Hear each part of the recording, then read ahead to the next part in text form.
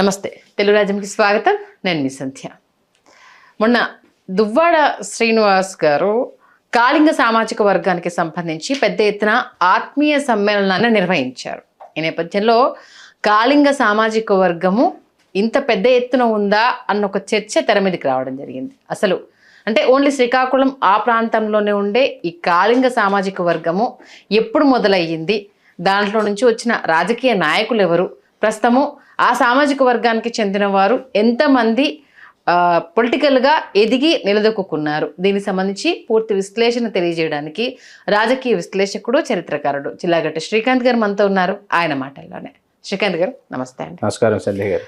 ఇప్పుడు కాళింగ సామాజిక వర్గం శ్రీకాకుళం అనగానే ఎర్రన్నాయుడు, అచ్చెన్నాయుడు ఫ్యామిలీ, ఆ తర్వాత ఈ మధ్యకాలంలో దువ్వాడ శ్రీనివాస్, అంటే ఇప్పటి జనరేషన్కి తెలిసిన వాళ్ళు. అసలు ఈ కాళింగ సామాజిక వర్గం అనేది ఎప్పుడు స్టార్ట్ అయ్యింది, దానికి సంబంధించి ఏ రాజకీయ నాయకులు తొలి అడుగులు వేశారు ఒక్కసారి? కాళింగ సామాజిక వర్గం అక్కడ కింతల అని గ్రామము. అక్కడ కింతల గ్రామం నుంచి వెలుపలికి వచ్చినటువంటి వాళ్ళు వీళ్ళు. కళింగాంధ్ర ప్రాంతం అంటారు, కానీ శ్రీకాకుళం జిల్లాలో మరీ ముఖ్యంగా కింతల ప్రాంతం నుంచి వచ్చారు. వీళ్ళని కింతల కాళింగులు, బురగాన కాళింగులు రెండు తెగలు ఉన్నాయి వీళ్ళు. తొలి దశలో వీళ్ళ పరిస్థితి ఏమిటంటే రాత్రిపూట పూజలు చేసుకుని వాళ్ళ ఇష్టదైవాలకు నైవేద్యాలు అవి పట్టి దొంగతనానికి వెళ్ళేటటువంటి ఒక సంచార జాతి అని చెప్పి బ్రిటిషర్స్ రికార్డ్ చేశారు వీళ్ళని.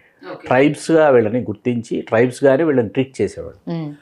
అయితే ఈ ట్రైబ్స్గా వీళ్ళని గుర్తించినటువంటి ఆ పరిస్థితులు ఏవైతే ఉన్నాయో, ఆ తర్వాత శ్రీకాకుళం నుంచి లోక్సభ నియోజకవర్గం నుంచి పలు పర్యాయాలు ప్రాతినిధ్యం వహించిన బొడ్డేపల్లి రాజగోపాలరావు గారు, ఆయన వెనుకబడిన తరగతులలో చేర్చడానికి ఈ బ్రిటిషర్స్ ఎవరైతే ఉన్నారో వాళ్ళు వీళ్ళని ట్రైబ్స్గా గుర్తించినటువంటి వీళ్ళు సంచార జాతులు అనేటటువంటి ఒక సదుపాయం ఏదైతే ఉందో దానిని ప్రధానంగా చూపించి వీళ్ళని వెనుకబడిన తరగతులలో చేర్చారు బొడ్డేపల్లి రాజగోపాలరావు గారు.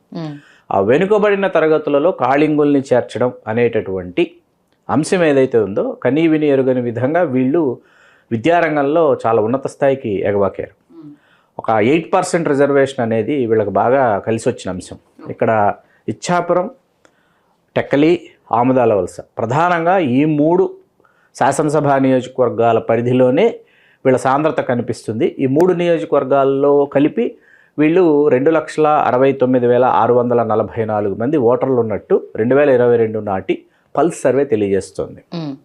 ఒకసారి వీళ్ళ నేపథ్యంలోకి వెళితే రాజకీయంగా వీళ్ళు అసలు వెనుకబడిన తరగతుల్లో లేనప్పటికీ 1955 ఉప్పాడ రంగబాబు గారు, 1972లో ఉప్పాడ రంగబాబు గారు ఇచ్చాపురం అనే నియోజకవర్గం, ఇందాక మనం చెప్పుకున్నాం ఇచ్చాపురం, ఆముదాల వలస, టెక్కలి, ఇచ్చాపురం నియోజకవర్గం నుంచి ఉప్పాడ రంగబాబు గారు కృషికార్ లోక్ పార్టీ నుంచి 55లో, కాంగ్రెస్ పార్టీ నుంచి 72లో శాసనసభకు ఎన్నికైతే పి సాయిరాజు గారు 2009 నాటికి తెలుగుదేశం, బెందాళం అశోక్ 2014, 2019, 2024 వరుసగా కాళింగ సామాజిక వర్గం నుంచి తెలుగుదేశం పార్టీ అభ్యర్థిగా గెలుస్తూ వచ్చారు. మధ్యలో ఇచ్చాపురం కోల్పోవడానికి కారణం ఏంటంటే ఇచ్చాపురం నియోజకవర్గానికి మండవ వెంకటకృష్ణారావుని కమ్మ సామాజిక వర్గం నుంచి తెలుగుదేశం వరుసగా ఆయనకు 4 సార్లు పోటీ చేసి గెలిచే అవకాశం కల్పించింది. అట్లా కాళింగుల చేతుల్లో నుంచి కమ్మ సామాజిక వర్గం చేజిక్కించుకోవటం, మళ్ళీ కమ్మ సామాజిక వర్గం నుంచి కాళింగులు తెలుగుదేశంలోనే చేజిక్కించుకోవటం ఈ నియోజకవర్గ ప్రత్యేకత. సోంపేట అని ఒక నియోజకవర్గం ఉండేది, రద్దయింది. బ్రాహ్మణతర్ల అని ఒక నియోజకవర్గం ఉండేది, అది రద్దయింది. ఈ మధ్యనారాయణరావు గారు 83 కాంగ్రెస్ అభ్యర్థిగా, 62లో కాంగ్రెస్ అభ్యర్థిగా బెండి లక్ష్మీనారాయణ గారు బ్రాహ్మణతర్ల, ఇక్కడ వాళ్ళు శాసనసభకు ప్రాతినిధ్యం వహించారు. నగరికట్టకం అని ఉండేది, తమ్మినేని పాపారావు గారు ఆయన 3 పర్యాయాలు 55, 62, 67 ఇండిపెండెంట్గా గెలిచి కాంగ్రెస్ అభ్యర్థిగా తర్వాత కాంగ్రెస్ పార్టీలోకి వెళ్ళారు. తమ్మినేని పాపారావు గారు అంటే తమ్మినేని సీతారాం గారికి పెదనాన్న అవుతాడు ఈయన. పైడి శ్రీరామమూర్తి గారు ఈయన పూర్తి స్థాయిలో రాజకీయాల్లో కొనసాగారు. 72లో ఈయన ఇండిపెండెంట్గా ఈయన గెలుపొందారు. ఆ తర్వాత వచ్చేటప్పటికి ప్రధానంగా కనిపించేటటువంటి నియోజకవర్గం టెక్కలి. టెక్కల్లో రోణంకి సత్యనారాయణ గారు 1962 స్వతంత్ర పార్టీ, బమ్మిడి నారాయణ స్వామి గారు 78 జనతా పార్టీ, వరదా సరోజ గారు 1985 తెలుగుదేశం పార్టీ, దువ్వాడ నాగావళి గారు 89 తెలుగుదేశం పార్టీ. ఈ దువ్వాడ నాగావళి గారు ఆవిడ సిట్టింగ్ ఎమ్మెల్యే అప్పయ్య దొర గారిని ఆయన తెలుగుదేశానికి చాలా గట్టిగా నిలబడ్డాడు ఆ సమయంలో. వీళ్ళిద్దరూ ఆ స్థానం కోసం పోటీ పడ్డారు. పోటీ పడినప్పుడు 94 ఎన్నికల్లో ఎవరు పోటీ చేయాలని చెప్పి ఆ 94 ఎన్నికల్లో ఎన్టీ రామారావు గారు టెక్కలికి వచ్చి పోటీ చేశారు.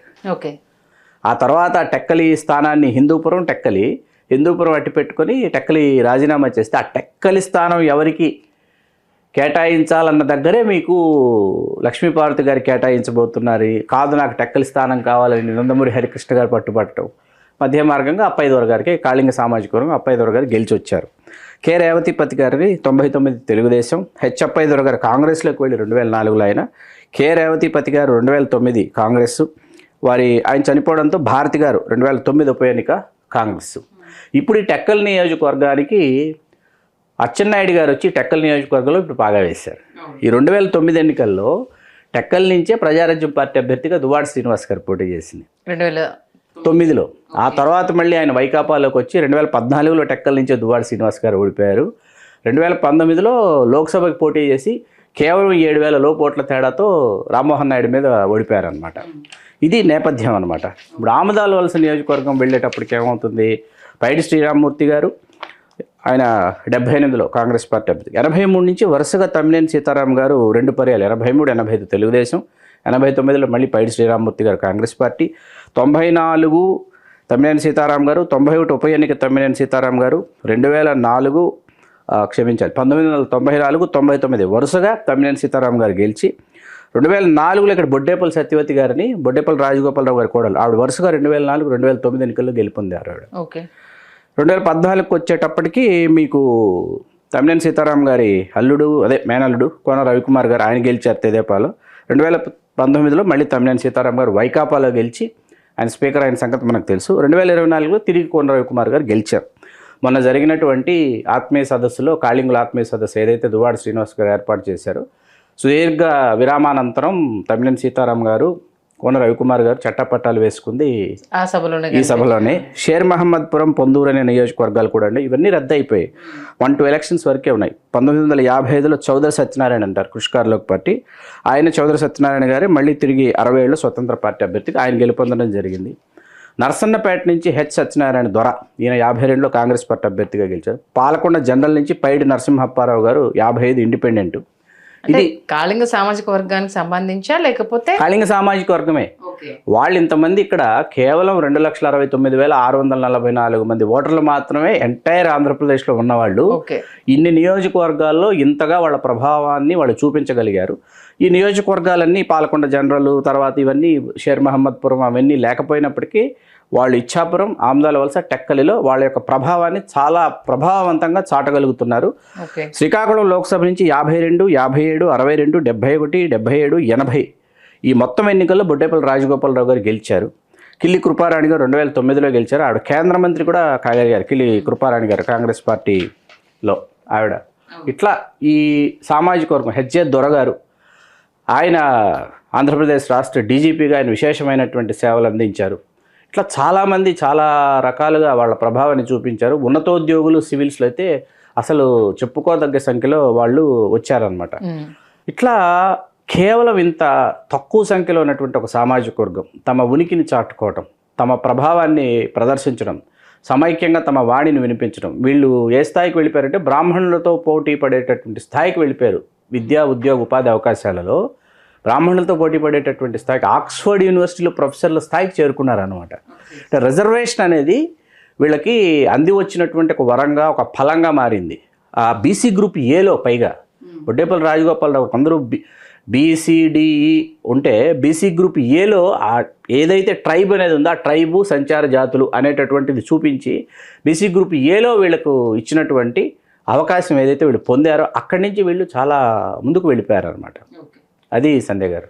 అంటే ఇప్పుడు ఓవరాల్గా ఎంతమంది నేతలు ఉన్నట్టు? చాలామంది నాయకులు, అంటే దువ్వాడ శ్రీనివాస్ గారు, పేడాడ తిలక్ అని ఉన్నారు. వీళ్ళిద్దరు ఇప్పటిదాకా గెలవాల. వీళ్ళిద్దరు ఇప్పటిదాకా, అంటే దువ్వాడ శ్రీనివాస్ గారు శాసనమండలికి నామినేట్ అయ్యారే కానీ పేడాడ తిలక్ ఒకరు, దువ్వాడ శ్రీనివాస్ గారు ఇప్పటివరకు ఎన్నుకోబడలేదు. ఇంకా వీళ్ళు డైరెక్ట్ ఎలక్షన్స్లో వీళ్ళు సక్సెస్ అవ్వలేదు ఇప్పటివరకు. అది పొల్లినట్టు వెళ్ళమా వాళ్ళు వచ్చి వాళ్ళు దాన్ని ఆక్యుపై చేసుకున్నారు. ఇక్కడ మనకు ప్రధానంగా కనిపించేది ఉత్తరాంధ్ర కాపులు బీసీ గ్రూప్ డీలో ఉన్నారు, అట్లాగే బీసీ గ్రూప్ ఏలో ఉన్నటువంటి కాళింగులు, అలాగే పొల్లినాటి వెలంలు. ఈ 3 ప్రధాన సామాజిక వర్గాలు అనమాట. ఈ మొత్తం జిల్లాని ఒక మనం ఆ సాంద్రత మనం తీసుకుంటే, ఆ తీవ్రత తీసుకుంటే 3 ప్రధానంగా కనిపించేటటువంటి సామాజిక వర్గాలు. మత్స్యకారులు కొంత శాతం ఉన్నారు. తీర ప్రాంతం కదా, మత్స్యకారులు కొంత శాతం ఉన్నారు. ఎవరిప్పుడు అంటే నెక్స్ట్ కమింగ్ ఎలక్షన్స్ వరకు దీంట్లో ఫేస్ ఆఫ్ ద పార్టీ అయ్యే వాళ్ళు ఎంతమంది ఉన్నారు? వీళ్ళ తర్వాత నెక్స్ట్ ఎవరు లైన్లో ఉన్నారు? అంటే దువ్వాడ శ్రీనివాస్ చూపు ఎటువైపు అన్నది ఇప్పటివరకు ఇదమితంగా స్పష్టత రాలా. భాజపా వైపు చూస్తున్నారని, తిరిగి వైకాపా వాళ్ళు చేర్చుకుంటారని, వైకాపా వాళ్ళు చేర్చుకుంటే ఎలాగైనా సరే రామ్మోహన్ నాయుడిని ఓడించాలి, లోక్సభకు పోటీ చేయాలనేటటువంటి, ఎక్కడైతే 7,000 ఓట్లతో ఓడిపోయాడు రామ్మోహన్ నాయుడు చేతిలో, అక్కడ కనీవిని ఎరుగిన ఆధిక్యతతో రామ్మోహన్ నాయుడిని ఓడించాలనేటటువంటి ఒక జీవితాశయం అయితే దువ్వాడ శ్రీనివాస్ గారికి ఉంది. తెలుగుదేశంలోకి వచ్చేటప్పటికి బెందాళం అశోక్, కోన రవికుమార్ వీళ్ళు కనిపిస్తారు. వైకాపాలో తమ్మినేని సీతారాం గారు కనిపిస్తారు.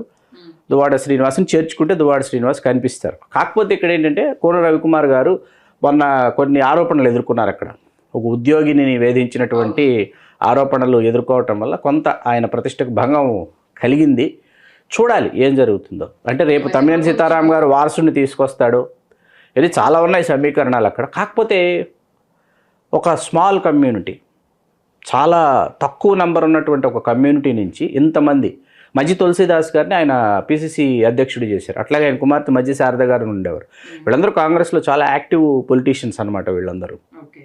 అది సంధ్య గారు. మొత్తానికి చిన్నగా స్టార్ట్ అయ్యి ఇప్పుడు ఉధృతంగా అయితే కాళింగ సామాజిక వర్గం విస్తరిస్తుంది అనేది క్లియర్గా తెలుస్తుంది. మంచి విశ్లేషణ అందించారు. ధన్యవాదాలు శ్రీకాంత్. ధన్యవాదాలు సంధ్య గారు. హలో, తెలుగు రాజ్యం ఛానల్ చూస్తున్నారా? సామాజిక, రాజకీయ, జీవన చిత్రణే తెలుగు రాజ్యం. అతిశయోక్తులు, అసత్యాలు ఉండవు. రాజకీయ కోణం కాదు, ప్రజా కోణమే కొలబద్ద. తెలుగు రాజ్యం వీక్షణ మీ ఉత్తమ అభిరుచికి నిదర్శనం.